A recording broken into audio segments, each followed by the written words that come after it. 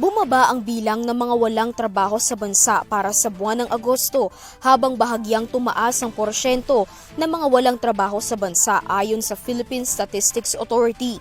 Sa resulta ng nakalap ng PSA, 60,000 ang nabawas sa mga walang trabaho o bumaba sa 2.21 million mula sa 2.27 million noong buwan ng Hulyo. Samantala, kasabay nito ay may nakita rin na bahagyang pagtaas sa labor force at employment rate na umabot sa 95.6% o 48.07 million.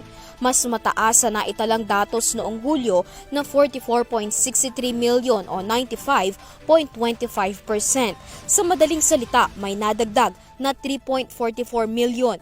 Paliwanag ni National Statistician and Civil Registrar General Undersecretary Claire Dennis Mapa sa pagtaas ng bilang ng may trabaho dahil daw ito sa pagbubukas ng klase at pagbubukas ng trabaho sa sektor ng agrikultura. Bagamat may pagtaas, hindi naman daw nagkaroon ng malaking paggalaw sa wage and salary earner, kundi nagkaroon ng malaking paggalaw sa self-employed at unpaid family workers. Pagtaas, while we have a higher number, unfortunately, in terms of the class of workers, hindi ganun kalaki hindi ganun kataas yung quality of job, particularly yung unpaid family workers. And na-explain ko, nagkaroon lang kasi ng economic opportunities, particularly yung preparatory to the school opening. Saka yung sa agri, kung saan nagkaroon ng planting, no? Samantala, nananatiling ang services sector ang may pinakamalaking ambag sa kabuang employment rate na may 57.3% o 27.53 million. Sumunod ang agriculture sector na may 24.5% at 18.2% naman sa industry sector.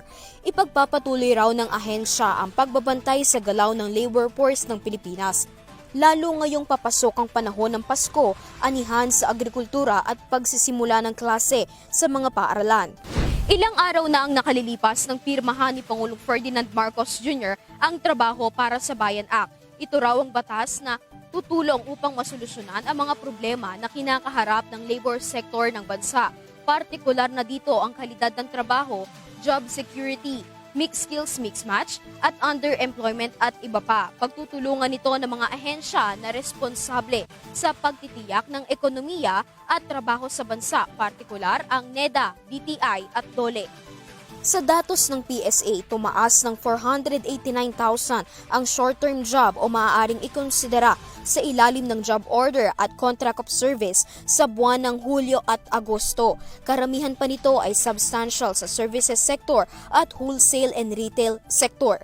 Para sa URTV News, Riza Lopez, sumasaludo sa bawat Pilipino.